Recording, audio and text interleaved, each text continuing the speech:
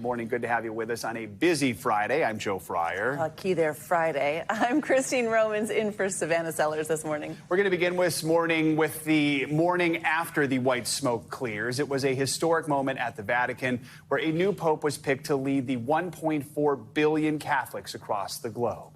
Cardinal Robert Francis Prevost introduced himself to the world and to the assembled faithful in St. Peter's Square yesterday as Pope Leo XIV. He is the first American-born pontiff and is also a naturalized citizen of Peru.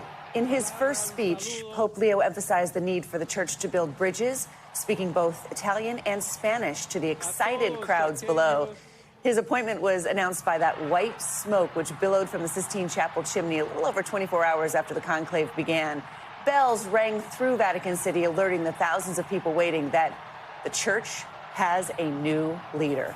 Let's bring in NBC News correspondent Ann Thompson and NBC News Vatican analyst Deborah Lubov, who are live at the Vatican with more on this morning. Good morning to both of you. Ann, let's start with you. What a day. You were there at the Vatican when the white smoke appeared, announcing the election of this new pope. Tell us about those moments that followed. You know, there was all this anticipation, Christine, because it was a ballot. It was an election that happened on the fourth ballot, so that was pretty quickly. And we wondered if it would be one of the front runners that we had talked about for a week or so. And then when Cardinal Mamberti came out on the loggia and said, "Habemus Papam," we have a pope. And then he reads the name in Latin, and it was Robertum Franciscus Prevost. And I had my little Latin cheat sheet there, and I'm like, that's the American. And we all thought he was a long shot. How is this possible? And we double-checked because we didn't want to be wrong at such a crucial moment. And it was unbelievable because never in my lifetime did I ever think I would be here to see an American elected Pope, Christine. And a Chicagoan from the South Side. I mean, Chicago. I'm personally a Cubs fan, but come on, Chicago baseball.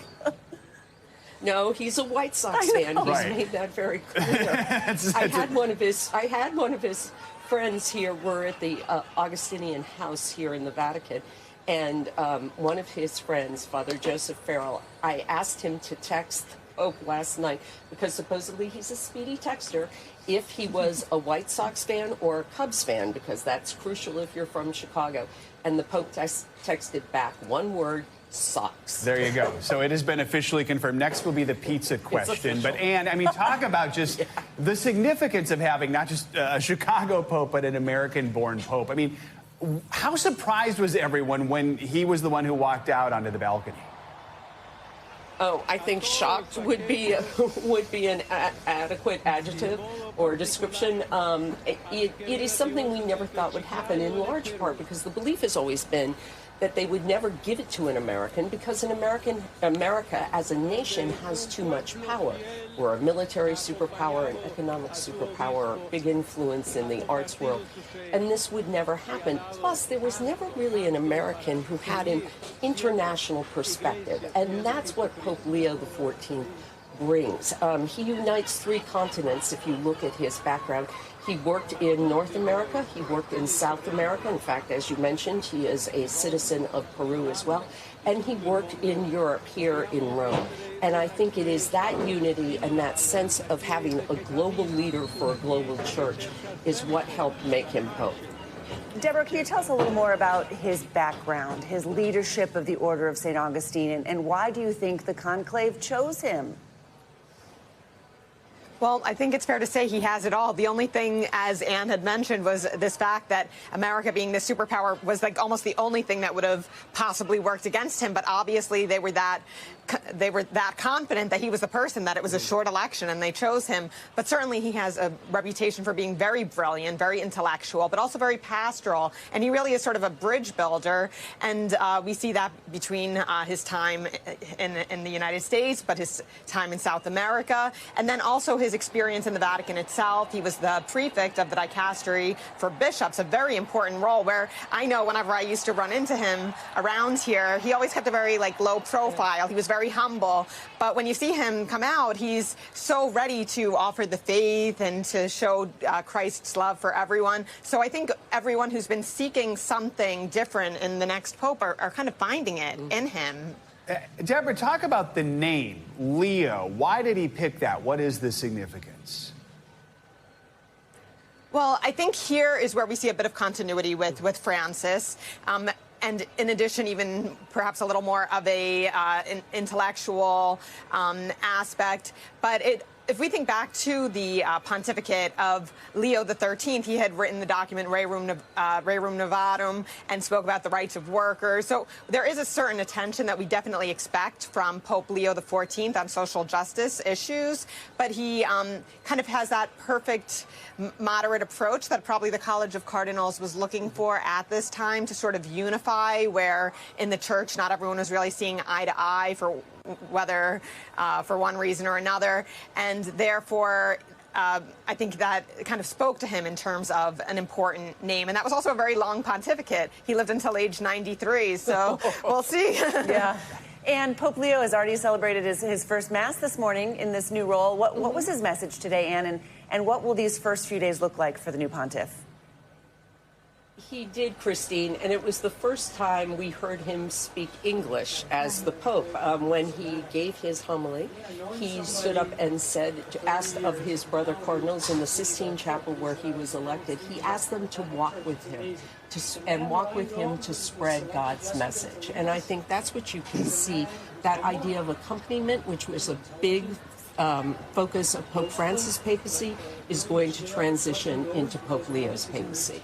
And I think, could it possibly have been the first time any pope has went off the cuff in English to start their first papal mass? I possibly. Maybe. I'm not going to say, but yeah.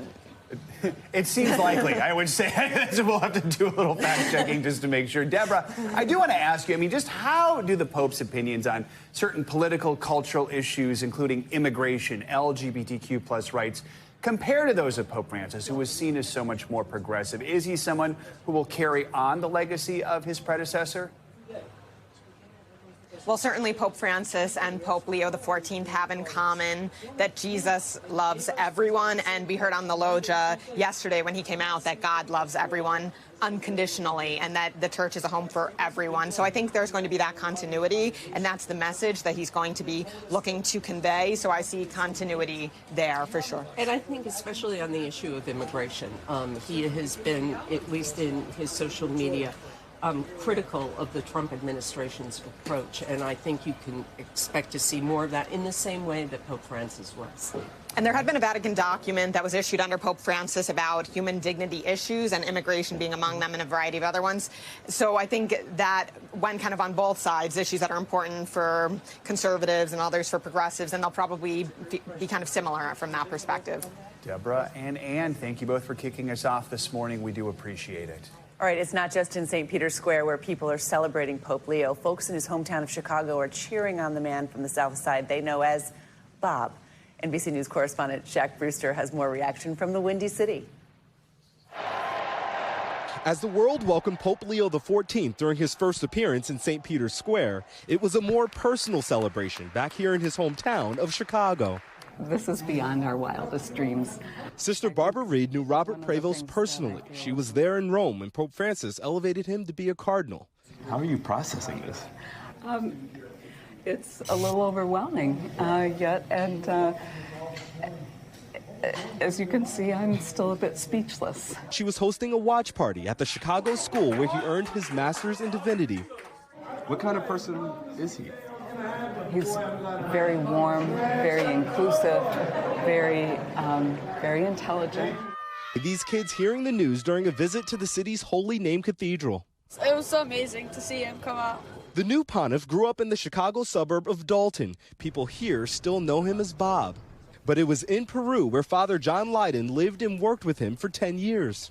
Is it going to be hard for you to stop calling him Bob? Yes, yeah, actually, when I get a chance to communicate with them, that will be hard to say Leo now. Lydon is now working the same job the new pope held when he was studying in Chicago. His birthday comes up in September. Every part of the parish wanted to have him for a birthday celebration because they felt very close to him. He's well liked. Very well liked. Our thanks to Shaq for that report. We want to bring in someone you just heard from at the piece there, Father John Leyden. Good morning, Father Leyden. Thank you so much for joining us this morning. It's amazing to meet you in this important moment. First off, we have to ask, what was your reaction to seeing your friend walk onto that balcony yesterday? Did you ever think it would be him stepping out there? No, well, good morning, and thanks for having me again. No, a real shock. I knew the qualities of the person and that he would be a great choice, God's choice. But because being an American, everyone thought that was kind of an obstacle. But I think he's the Pope for the Universal Church because of where he worked and where he lived. And he's just a great person and will be a blessing, not only to the church, I think to the world. As Ariane Thompson pointed out just a moment ago, he's apparently an avid texter. He's a fast texter, I've read. Have you had a chance to text or speak with him yet since this momentous occasion? I wrote to him an email, but I haven't got a reply yet. I'm sure he's inundated with all of that now. He's busy. I'm sure. Right. Tell us a little bit more about your friendship with Pope Leo. What's he like as a person? What kind of work did you do together? Yes, we were in Peru together for 10 years. We lived in the same community and worked together as a team in our house in Trujillo, Peru, which is northern Peru. And we worked in seminary work and also in parish work. So he's a very outgoing person, relates very well to the people. The people loved him there.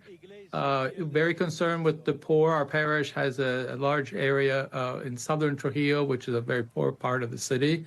And he always wanted to make sure we had the proper outreach, and we had started soup kitchens there as well. So he has a love for the poor, which is a continuation of Pope Francis, obviously, and a very easygoing person. It's someone you would sit down with and watch television, and he liked to cook. He would cook pizza for the community. Back then in Peru, you could hardly ever get pizza. And so it was, he was just a humble person, doing washing the dishes and taking care of the house and cleaning like we all did. We're all one community. We just asked the pizza question a moment ago. I mean, does he like a good Chicago deep dish, or what's his pizza of choice? Yeah, well, certainly in Peru, it was thin because he had to make it for like 40 or 50 people. And back then, ingredients were not common. Today, you can get pizza very easily in Peru, but back then, not so. Let's just sum it up with this. Just what kind of leader do you think Pope Leo is going to be? Well, I think he'll be a great pastor, a good shepherd of the church. He's committed. I think he picked the name Leo because it's connected to the Catholic social teaching of Leo XIII. So it's a continuation of that.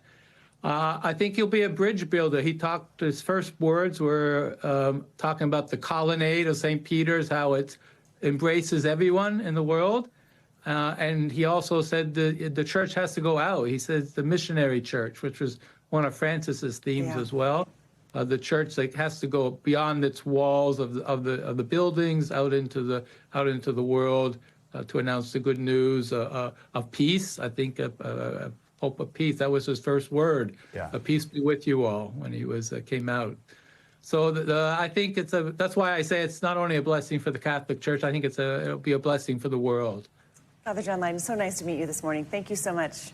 Oh, thanks for having me. God bless you all. You too. All right, his journey to becoming Pope may have started in Chicago, but the impact of Pope Leo XIV's election is being felt all across the country, from cathedrals to classrooms. This is a moment of celebration, and it's also stirring a lot of deep emotions from coast to coast. Here's NBC News correspondent Rahima Ellis. Leo XIV is Cardinal Prevost. He's American. Jubilation for Catholics across the United States. After that stunning revelation, the new pope is one of their own. Catholic school students from Tennessee to Pennsylvania, jumping for joy at the news. Shock even among church leaders, including this bishop in Beaumont, Texas. Oh my God, it's an American Pope!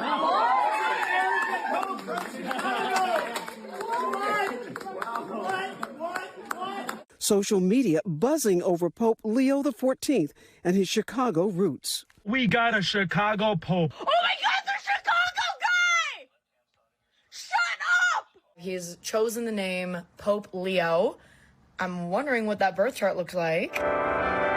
Churches from San Antonio to Washington, D.C., ringing in the new Holy Father with a centuries-old tradition, a chorus of bells. The bells started tolling, as they are now, and it was just a very moving moment.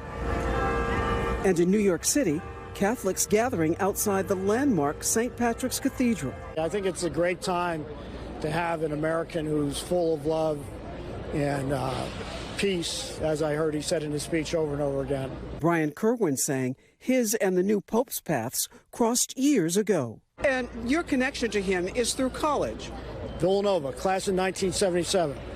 Hope he's at the 50th reunion, or else we're happy to go to the Vatican. Near their alma mater in Philadelphia. America Pope, that's pretty cool. These diner patrons letting the news sink in. I know a lot of people have left the Catholic Church. Hopefully this new fresh blood will just bring everybody together. The moment must-see TV for this University of St. Thomas student in Houston. My roommate texted me, we saw white smoke. I ran down from my dorm. This room right next to us was packed. And across town, some parishioners at the Co-Cathedral of the Sacred Heart fittingly finding out during Mass. You know, we're going through a tough period right now. A lot of people are struggling. So I'm hoping we can pray harder and make this a better world for everybody, and I'm excited. Thanks to Rahema Ellis for that report. President Trump is striking an optimistic tone over this weekend's trade talks between U.S. and Chinese officials. It's the first step in what could be an easing of the tariff war between these two economic powerhouses. Ahead of those talks, the president unveiled his first trade deal since imposing those widespread tariffs last month. This agreement with the United Kingdom, though nothing was signed and many specifics remain unclear. I think we're calling it a framework of a trade deal. NBC News White House correspondent Von Hilliard joins us now with more on this. So let's start with this weekend's talks. Just how much could this meeting between the U.S. and China actually accomplish? Is there any chance we're going to see that 145% tariff on China come down if things go well? Right. There's questions and skepticism over the extent to which it's actually trade negotiations. Treasury Secretary Scott Bessent has outlined this weekend is more of an opportunity for the Americans and the Chinese to, in his words, de-escalate the tariff standoff. Of course, it was the United States that imposed that 145% tariff on Chinese goods imported to the U.S., and China, in return, putting 125% tariffs on U.S. goods going to China. And so that is where we are very much at the very beginning stages of these talks. I want to let you listen, though, directly to President Trump yesterday from the Oval Office discuss the plans for this weekend. I think that we're going to have a good weekend with China. I think they have a lot to gain. I do think they have far more to gain than we do, in a sense. We'd like to see China opened up so we can compete in China and, give people something that they've never had, access to something. That'd be great for the world. Now, the president has said that he is unwilling to pull back from that 145% tariff until China shows signs of negotiating a trade deal. His U.S. Trade Representative, Jamieson Greer, as well as his Treasury Secretary, will be the two men representing the U.S. delegation in those talks in Switzerland beginning tomorrow. Hey, Vaughn, tell us a little bit more about that UK trade agreement that we saw the president unveil yesterday. Let's talk through some of the main points of that deal and the early reaction to it. Right. You said framework. You can call it a pact. It's not exactly appears to be a concrete deal, especially one that usually would require congressional authorization. We're still waiting for some details about exactly what these two sides agreed to. But the president yesterday in the Oval Office had on speakerphone Keir Starmer, the British Prime Minister, who was also praising the deal as being good for both sides. We know that the Brits have agreed, according to the two men, to allow greater exports of U.S. agricultural goods, including beef, the president repeatedly brought up, as well as ethanol, into the U.K. And in return, the United States lowering the tariff on British autos from 27% down to 10% for Rolls-Royce, for Aston Martin. These are some high-end luxury cars that brought actually some swift response from U.S. auto manufacturers who are pushing back against the decision. I want to let you just look at one statement in part here from the Matt Blunt, the president of the American Automotive Policy Council, who writes, "We are disappointed that the administration prioritized the U.K. ahead of our North American partners. Under this deal, it will now be cheaper to import a U.K. vehicle with very little U.S. content than a USMCA-compliant vehicle from Mexico or Canada that is half American parts. This hurts American automakers, suppliers, and auto workers." Of course, this White House wanted to use this framework as an indicator to other countries and entities, the EU, Canada, Mexico, that the U.S. is willing to negotiate and willing to pull back some tariffs if they get some concessions in return. It bears to be seen what exactly those other negotiations are looking like with the White House. Vaughn, away from trade, the president named Fox News host Janine Piro as interim U.S. attorney for the District of Columbia, another Fox News host. This is someone viewers probably know from television, including SNL, where there's a famous impression of her. Why did the president pick her for this role? Well, he had to pull the nomination effectively of Ed Martin, somebody who had defended January 6th defendants in court, somebody who is a big Stop the Steal proponent. After the 2020 election, there was a Republican senator, Tom Tillis from North Carolina, who said that he would be unwilling to support his nomination to be the permanent D.C. U.S. attorney. This is a big position here in the nation's capital. And so he pulled that nomination and in turn announced Janine Piro, who for the last 2 decades has been a host on a show called The Five on Fox. She was named, we should note, in a defamation lawsuit that ultimately led to a nearly $800 million settlement from Fox. She had pushed multiple monologues and conspiracy theories about the 2020 election 3 days before the January 6th attack. She compared this to an American revolutionary moment. She is somebody who has not practiced as an attorney for 20 years, but somebody who clearly the president trusts to carry out through the Department of Justice the sort of work that he wants to see out of the D.C. Attorney's Office. All right, Vaughn Hilliard, a lot to cover. Thank you. Okay, we are wrapping up this week just like we started with more rain. Yeah, that's right. Showers still moving through the Northeast, going to carry into the weekend. Meteorologist Michelle Grossman is here with the forecast. Michelle, good morning. Good morning, guys. Happy Friday. Yeah, you need the umbrella today in the Northeast. We're going to see rain, and we're seeing it now, heavy at times throughout this Friday. But we're going to see a nice end to the weekend. So that's a bright light lining there. 16 million people under flood alerts. Where you see the green, that is a flood alert, and that's because we're saturated from the earlier week's rain, and we're going to see some heavy rain. We're seeing that now with those brighter colors, the reds, the oranges, the yellows, sort of spinning over the same spots that got the rain on Monday and Tuesday. But it's moving pretty quickly. So the latest model is showing us that we could actually clear later on tonight, especially into the early part of Saturday. But in the meantime, we could see 1, 2, even 3 inches of rain. Some spots could see an inch an hour, and that would certainly lead to flash flooding. So that's a story in the Northeast, parts of the Mid-Atlantic, New England. And then we're looking at some severe storms, the risk for them later on this afternoon in the Southeast. We're looking at a flood risk also along the Gulf Coast states. We're looking at some, excuse me, losing my voice here. We're looking at wet weather in the Southeast, also along the Gulf Coast. A flood risk also because we were so saturated, too, earlier in the week. So we look at the severe weather threat later on this week. Later on today, we're looking at up to an inch of rain in some spots. And then as we go throughout the next couple of days, we could see 10 inches by Tuesday. So again, a deluge of rain over the next several days. Could see some hail with any of these storms. The tornado risk is low. That's the good news, but it's not zero. And we'll see winds gusting up to 60 miles per hour. So where you see the yellow, that is the likeliest spot for seeing some severe weather. That continues tomorrow. We're looking at a really rocky weekend in the Southeast, guys, with that severe weather and that rain falling. Again, could see up to 10 inches over the next several days there. Back to you. All right, Michelle, thank you so much. Thanks for watching. Stay updated about breaking news and top stories on the NBC News app or follow us on social media.